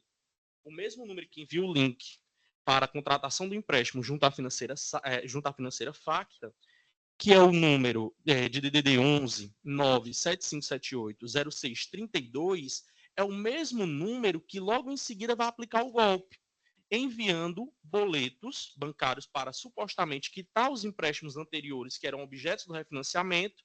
Só que os boletos que estão lá nas folhas 19 e 20 do processo, eles são boletos fraudados, porque eles não aparecem quem é o beneficiário. Não tem o nome, eles suprimiram. E aí, infelizmente, não sei porquê, em que pese a vasta jurisprudência do Superior Tribunal de Justiça de que as fraudes é fortuito interno e é de responsabilidade dos bancos, o juízo de piso entendeu que era culpa exclusiva do cliente porque não teve dever de cuidado. Ora, como é que o cliente vai ter dever de cuidado se a Facta entrou em contato, preposto da Facta financeira, entrou em contato, fez a operação, o mesmo número que fez a operação de crédito, que liberou o valor na conta bancária, foi o número que enviou os boletos fraudados. Como é que o cliente, uma pessoa idosa, e aqui solicito, rogo a intervenção, né, da promotoria, por se tratar de uma pessoa idosa, como é que a pessoa iria se atentar que estava sendo vítima de fraude, porque de fato o empréstimo foi realizado, de fato o empréstimo caiu na conta bancária, ou seja, o preposto da Facta fez a operação de fato, e logo em seguida enviou o boleto que está lá nas folhas 19 e 20, boletos fraudados. Aqui não se trata de fortuito externo que isente a Facta de responsabilidade. Aqui é um fortuito interno. E tanto é que eu fiz, para deixar claro e facilitar o entendimento de Vossas Excelências, quando das razões da apelação, eu coloquei um quadro explicativo, comparativo, lá nas folhas 170 e 171, colocando as argumentações da Facta na sua contestação e contra-argumentando. Porque a Facta simplesmente anexou aos autos uma contestação que não diz respeito ao processo, falando coisas que o autor não tinha falado. Por exemplo, a Facta alega que o autor tinha alegado na sua inicial que desconhece o empréstimo. Mentira, o autor nunca disse que desconhece o empréstimo. O autor, pelo contrário, reconhece o empréstimo. Aí a facta alega que o autor, o apelante, alega que devolveu os valores depositados. Não, o autor não disse isso. O autor disse claramente que foi vítima de fraude, juntou o comprovante de pagamento, juntou os boletos, juntou os prints das conversas. E quando da apelação, a facta, quando apresentou as suas contrarrazões, ela fez uma contrarrazões em 2 páginas que não rebateu os argumentos da apelação, simplesmente se limitando a dizer que desconhece a conta bancária que foi depositado os valores, que não pertence a eles, e que a culpa era da vítima por essa fraude. Mas a facta em nenhum momento trouxe aos autos, por exemplo, o identificador de quem foi o preposto que fez essa oferta de crédito para o cliente. Porque se o cliente assinou via link um empréstimo enviado por um número identificando-se como facta, alguém de dentro tem acesso a fazer essas propostas. Não foi algo que foi causado por terceiros, foi algo que foi causado de dentro. Porque o cliente não tinha como fazer um empréstimo junto a uma instituição financeira sem a participação de alguém de dentro, porque a proposta está claro lá nas folhas 6, nas 6 e 7, que o link foi enviado por preposto da facta. Quem foi que enviou esse link? A facta não esclarece nos autos. Se limita a fazer ilações e a fazer divagações de coisas que não estão nos autos. E aí, infelizmente, a sentença foi julgada improcedente, né, julgou improcedente a ação, e meu cliente, que é uma pessoa idosa, aposentada, está tendo descontos até a presente data de valores que não usufruiu. Aqui, para a defesa, está claro que houve uma fraude interna, não foi externa. E aí, novamente, eu indago a vossas excelências se os servidores do Estado, né, recebem os seus pagamentos pelo Banco Bradesco. Eu indago se algum agente, ou se passando pelo Bradesco, sabendo de todas as suas informações, valores, envia link para os senhores assinam o empréstimo, cai na conta dos senhores, ou seja, realmente comprovando em tese que é alguém de dentro, e logo depois envia o boleto dizendo, tá aqui, para o senhor concretizar essa operação, o senhor tem que pagar isso. Uma pessoa idosa não iria acreditar nisso? Uma pessoa de, como nós chamamos muito no direito criminal, né, uma pessoa ali média não iria acreditar que isso estaria? Porque o link foi enviado com a proposta, exatamente a mesma proposta que estava sendo negociada com o Banco Safra, foi enviada para o cliente e logo em seguida enviado esse boleto fraudado. E a jurisprudência do STJ é clara e unissona no sentido de que é risco das financeiras, é fortuito interno, é risco da operação. Inclusive, eu utilizei até como jurisprudência, a jurisprudência 119.9782, que é um RESP do Paraná, de relatoria do ministro Felipe Salomão, em que ele trata sobre isso. Então, o que eu rogo a vossas excelências é que seja feita justiça, porque em nenhum momento meu cliente disse nos autos que não fez o empréstimo ou que não queria fazer o empréstimo. Pelo contrário, ele reconhece que queria fazer o empréstimo, queria fazer o refinanciamento dos empréstimos anteriores.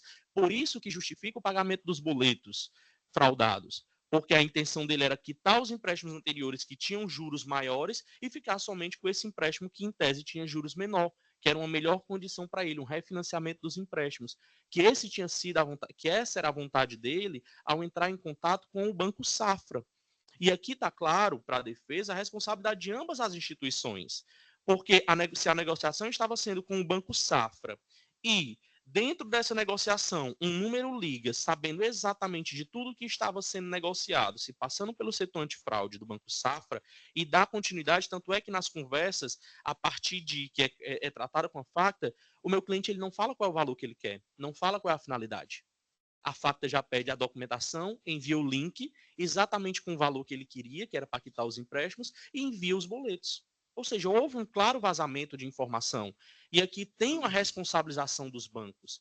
Então, o que eu rogo a vossas excelências e ao doutor representante do Ministério Público é que foi feito na época, assim que no mesmo dia que se verificou essa situação, foi feito um registro de um boletim de ocorrência, mas infelizmente, peço venhas aos senhores, mas aqui no estado do Ceará, o boletim de ocorrência que tem a sigla de BO, infelizmente é muitas vezes boletim de otário, porque não dá em nada.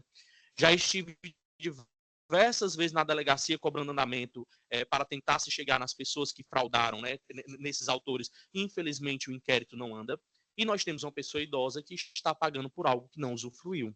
Então, rogo a vossas excelências pelo provimento do recurso para reconhecer que essa é uma fraude de responsabilidade do banco, porque foi um fortuito interno de responsabilidade das instituições financeiras, porque está claro que houve um vazamento de informação, está claro que o golpe foi aplicado por um preposto da facta financeira. Posto isso, doutor relator, senhora presidente, demais integrantes, eu rogo a vossas excelências que deem provimento para que seja feita justiça. Essa é a manifestação da defesa, excelência. Parabéns, doutor. Passa a palavra ao desembargador relator Francisco Lucídio Queiroz para votar. Pois não, senhora presidente. Inicialmente, cumprimento o doutor Ricarte pela sua sustentação oral, doutor Ricarte. E não sei se o senhor sabe, hoje eu concluo, eu estou com os 7 dias, né, que assumi essa tão nobre missão de desembargador, e são 7 dias de muito estudo, né, analisando cuidadosamente, realmente trabalhando bastante para que eu possa cumprir corretamente essa missão. Mas eu venha ao senhor para discordar do que o senhor trouxe. A questão crucial a ser discutida, doutor Emanuel, nosso procurador de justiça, demais desembargadores, é exatamente a questão do fortuito interno ou não, se aconteceu nos autos. Não esqueço, não afasto que se trata de uma pessoa idosa, né, mas nós precisamos analisar. Eu estava vendo aqui meu celular agora de manhã, aqui um número que eu já sei que é um número muito parecido com o atendimento do Banco do Brasil, que é uma fraude. Então, é que eu já faço o bloqueio, e assim eu acredito que todos que estão aqui, diariamente a gente recebe, tá? Então, uma situação quase insuportável nos nossos celulares. E o que aconteceu aqui, e que precisa ser muito bem analisado, né, não é fazendo defesa de instituição financeira, longe de mim isso, até porque eu não tenho nenhum interesse nisso, mas é analisar com cuidado essas situações que ocorrem diariamente com todos nós brasileiros. E nessa situação aqui, em que pese ser trazido a informação de que teria havido um vazamento de informações por parte do Banco Safra, né, nós temos que entender que o doutor Emanuel, como procurador, que trabalha muito nessa área tecnológica, ele sabe como é que está a situação hoje do investimento, né, desses fraudadores, de conseguir. Né? Então, hoje, conseguir uma informação nossa é muito fácil, né? Não tem muita dificuldade em relação a isso. Mas aí, a partir daí, eu fazer o link e tentar levar responsabilidade para o Banco Safra e para a Facta de um lançamento, uma comunicação, uma conversa que houve via WhatsApp. E o que me chamou mais atenção, doutor Ricarte, doutor Marcos William, é que o boleto ele foi emitido em nome de terceiro, não tem nada a ver, não foi um pagamento realizado para nenhuma das duas instituições, nem para o Banco Safra, nem para a Facta Financeira. Então, é uma situação que como eu estava dizendo, eu estou tendo muito cuidado, inclusive tem um voto do doutor Marcos William, que é muito parecido com essa situação, mas eu vou deixar para falar quando for do julgamento.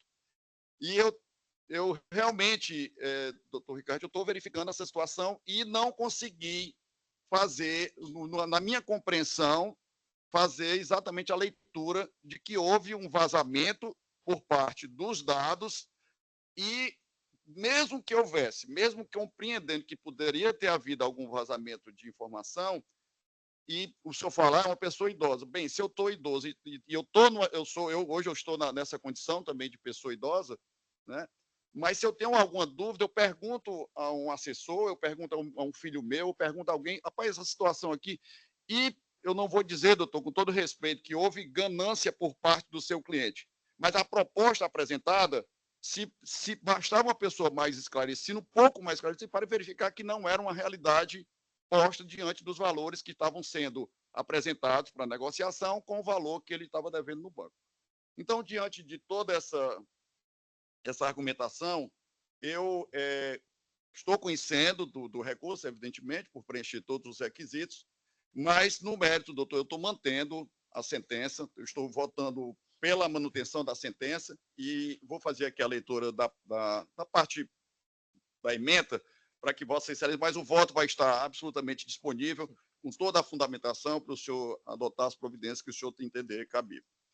Então, a ementa: direito do consumidor e processo civil, apelação civil do autor, ação anulatória de débito, indenização por danos morais, golpe do boleto, ausência de falha na prestação do serviço, falta de cautela do consumidor, fato exclusivo da vítima ou de terceiro, excludente de responsabilidade, responsabilidade civil objetiva afastada, ausência de prova do vazamento de dados. Parte autora que não se desincumbiu minimamente do ônus de provar os fatos constitutivos do seu direito, na forma do artigo 373, inciso 1 do Código de Processo Civil, recurso conhecido e não provido, sentença mantida. A ementa, eu acredito que é esclarecedora, senhora presidente. Obrigada, doutor. Passa a palavra ao desembargador Raimundo Nonato para proferir seu voto.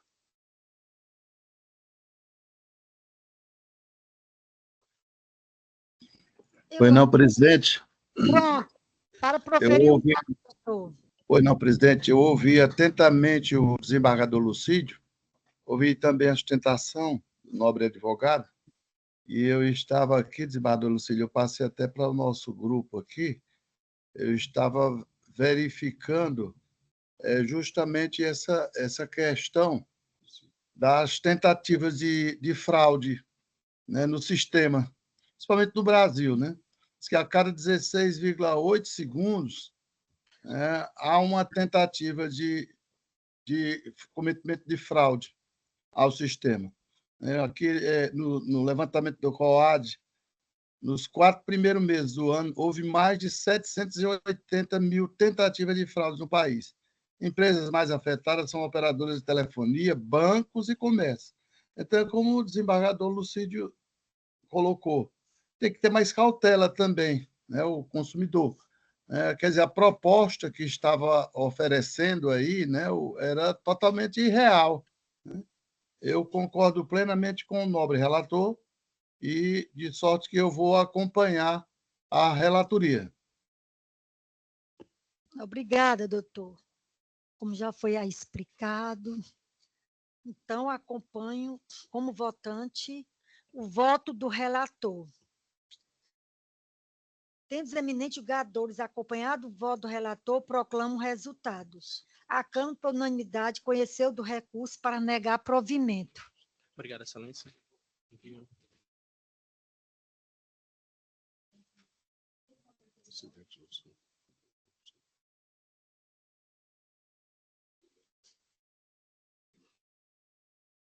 Doutor Heber Deré Júnior. Thales Ponte Batista, ou, aqui tem ou. Thales Ponte Batista. Excelência. Apelante.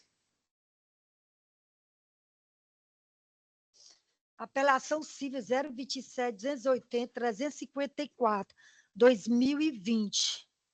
Segunda Vara de Registros Públicos. Relatoria de Marcos William Leite de Oliveira. Pronto, doutor. Thales Pontes, não é isso? Exatamente, excelência. Pronto, dispensa a leitura do relatório. Sim, excelência. Certo. 15 minutos para a sustentação, doutor. Senhora presidente, é só uma questão de ordem. Informar aqui ao doutor Thales que, pelo sistema do voto provisório, está sendo reformada a sentença, portanto, está sendo acolhido o pleito do constituinte do nobre advogado, se ele ainda insiste na sustentação oral. Não, excelência. Não há necessidade. Pronto, doutor Max William. Passo a palavra para Vossa Excelência proferir o voto. Obrigado, senhora presidente. Vou ler, então, a emenda, proposta de emenda.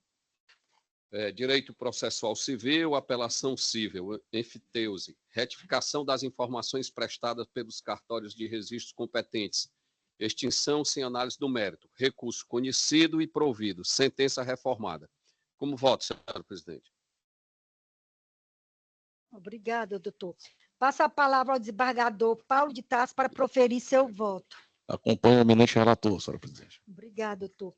Passa a palavra ao desembargador doutor Lucídio Queiroz para proferir seu voto. Pois não, senhora presidente, eu também vou acompanhar o relator. Agora, desembargador Marcos William, eu estava vendo esse processo, exatamente nessa retificação que foi feita aí nas folhas, sabe, 129, 130, né? Não é por aí, eu sei que é 128, 129. Apenas uma coisa que eu fiquei mais atento, desembargador, é porque no documento apresentado pelo cartório consta como devedor, salvo engano, a imobiliária Júlio Ventura. Né? Então, acho que tem uma parte lá do documento que ele fala do reconhecimento da Enfiteus e ele faz referência a isso.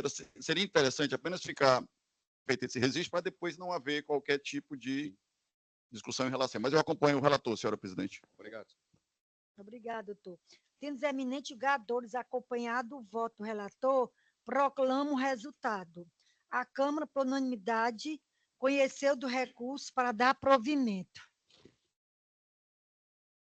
Obrigado. Tenha um bom dia. Bom dia, doutor. Mas...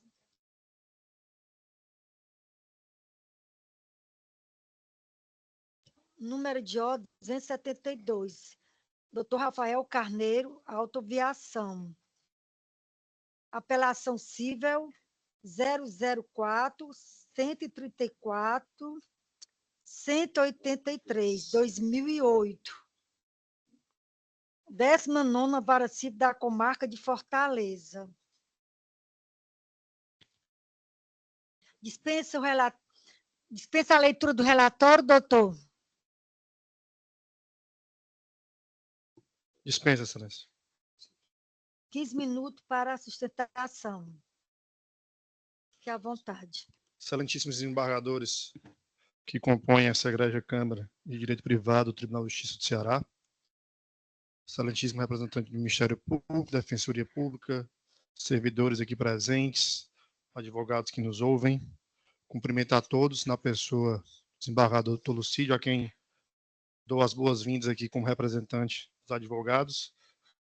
Desejo aí uma longa e bem-sucedida trajetória aqui no Tribunal de Justiça, que com certeza o senhor abrilhantará aqui os julgamentos e os debates dessa Câmara. Excelências, eu tenho alguns processos aqui em pauta hoje, tentarei ser objetivo, e em cada um deles eu vou fazer aqui, de forma sucinta, tentarei ser sucinto, alguns apontamentos, alguns de natureza fática, outros de natureza jurídica, mas tentando aqui colaborar ao máximo com o entendimento e com o julgamento de Vossas Excelências. O primeiro processo em julgamento trata-se de uma ação de indenização movida pela senhora Nayara da Silva de Lima contra a empresa Autoviação Fortaleza, em decorrência de um incidente ocorrido no dia 19 de janeiro de 2008, quando a referida pessoa, autora, ela, ao desembarcar do coletivo, sofreu uma queda. E, a partir dessa queda, ela sofreu ferimentos que ensejaram a propositura da presente demanda. Após o trâmite processual, no juízo de origem, a ação foi julgada parcialmente processante para condenar a empresa de transporte ao pagamento de uma pensão de meio salário mínimo pelo prazo de 7 meses, prazo que teria sido correspondente ao afastamento da autora de suas atividades laborais, além de uma indenização por danos morais no valor de R$1.000. Do ponto de vista do mérito da ação, Excelência, do que a empresa defende quanto à sua responsabilidade na ocorrência desse evento, como concessionária de serviço público, que está, além disso, também adstrita às normas do Código de Defesa do Consumidor, contudo, seja pela responsabilidade objetiva, seja pela relação de consumo existente, essa responsabilidade no nosso ordenamento jurídico ela não é absoluta, ela não é integral. Tratamos aqui, no nosso ordenamento jurídico, de algumas hipóteses de exclusão da responsabilidade, dentre a mais conhecida e mais utilizada, que é a que foi aplicada ao caso concreto, tem-se a culpa exclusiva da vítima. No caso em questão, entende a empresa apelante, excelências, que o acidente ocorreu por única e exclusiva responsabilidade da própria autora, passageira do veículo em que era transportado, uma vez que o ônibus número 02730 da empresa Autoviação Fortaleza vinha trafegando normalmente, regularmente, efetuou a parada para embarque e desembarque de passageiros, portanto, com o ônibus parado, e no momento do desembarque, repito, com o ônibus parado, a passageira veio a se desequilibrar e acabou sofrendo essa queda, sofrendo essas lesões que foram descritas nos autos. De forma que, com o ônibus parado e tendo esse desequilíbrio no momento do desembarque sido causado pela própria conduta da parte autora, não há como se responsabilizar a empresa de transporte pela ocorrência desse sinistro, razão pela qual que reitera o acolhimento da culpa exclusiva da vítima para que a demanda seja julgada improcedente. No tocante que algumas teses, excelências, subsidiárias que foram suscitadas no recurso, tem-se que foi deferido uma pensão a título de lucros cessantes pelo período de 7 meses. Contudo, a autora ela foi periciada nesses autos, e assim, a única lesão que foi encontrada na autora foi, pela descrição do processo, foi uma torção de joelho, uma lesão muito simples, sem qualquer consequência mais severa, sem qualquer sequela permanente de incapacidade, de modo que entende a empresa apelante que o período de pagamento dessa pensão por 7 meses é um período desproporcional ao tipo de lesão sofrida. Né? Sim, uma lesão muito mais grave, uma ruptura de um ligamento do joelho, né? O retorno não digo nem o retorno a uma vida normal, mas ao retorno ao esporte, que exige mais em torno de 9 meses. E que tem se falado de uma torção do joelho, de forma que o valor indenizatório, né, em que pese ter sido fixado em meio salário mínimo, o período desse pagamento ele deverá ser reduzido de forma proporcional à lesão sofrida, haja visto que 7 meses é um quantitativo de tempo que entendemos como incompatível com a lesão. Por fim, excelências, temos que a sentença, ao fixar a indenização, ela aplicou a incidência dos juros sobre o valor dos danos morais a partir do evento danoso, né? Caracterizando assim a responsabilidade extracontratual.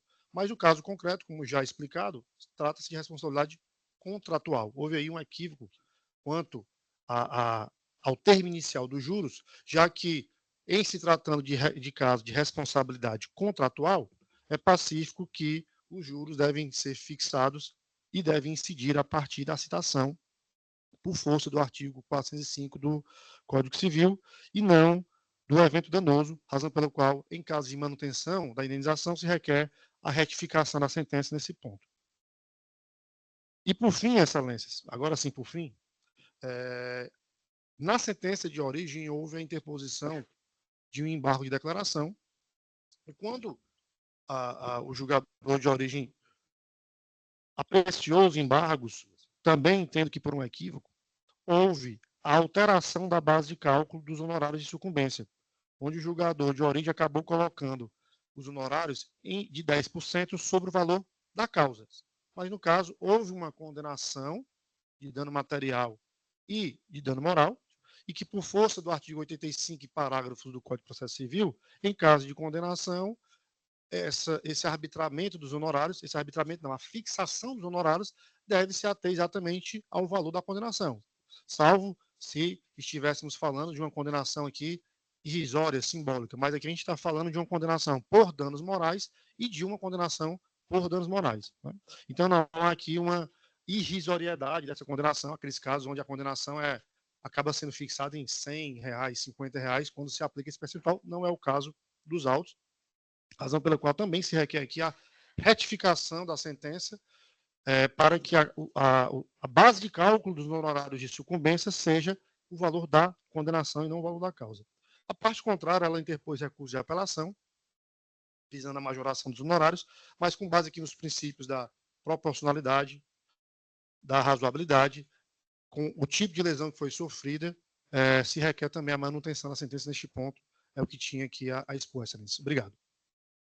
Parabéns, doutor, pela explanação. Passa a palavra ao relator desembargador Paulo de Tássio para proferir seu voto.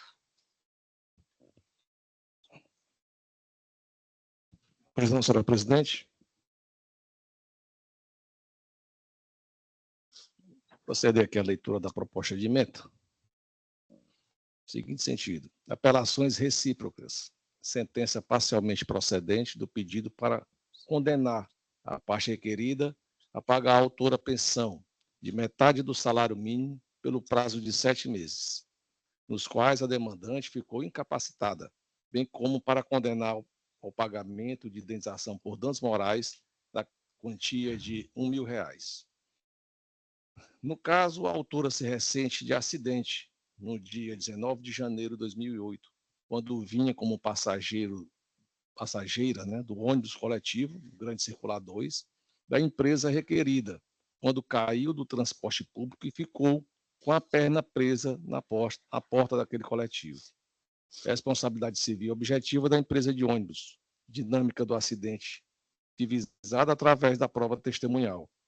A lesão sofrida pela requerente está constante em laudo médico pericial judicial, as folhas 142 até 146.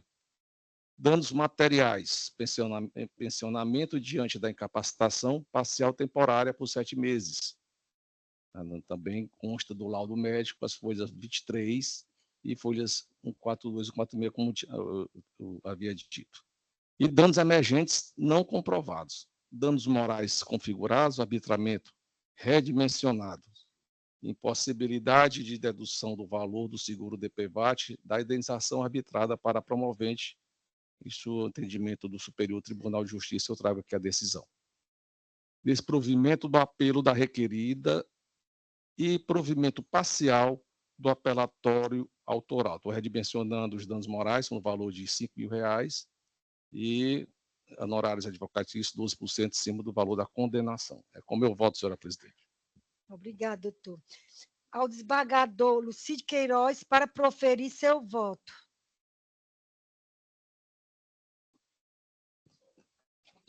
Pois não, senhora presidente. Ouvi atentamente a sustentação, foi feita pelo ilustre advogado. Inclusive, doutor, o senhor questionou a questão do prazo de 7 meses. Esse prazo é exatamente o que constou lá do laudo, dizendo que durante 7 meses ela não poderia exercer a sua atividade laboral. Então, é por isso que foi com os 7 meses. O desembargador Paulo está acatando, né, desembargador, a questão pela condenação que o senhor questionou. Então, diante de todos esses argumentos, eu acompanho integralmente o voto do relator. Obrigado, doutor. Ao desembargador Raimundo Nonato para proferir seu voto. Pois não, desembargador presidente, nobre advogado, que realizou a sustentação, já sempre faz sustentações aqui nas diversas câmaras de direito privado, e eu também, como desembargador Lucídio, acompanho o nobre relator. Obrigado, doutor. Tendo os eminentes julgadores acompanhado do voto do relator, proclamo o resultado. A Câmara, por unanimidade, conheceu do recurso para negar provimento à requerida e parcial provimento à autora. Eu vou me ausentar por 10 minutos, então eu peço a interrupção da sessão só por 10 minutos, porque você vai continuar a fazer sustentações orais em vários processos ainda. Então, eu vou me retirar só por 10 minutos. Quem quiser também sair por 10 minutos, esteja à vontade.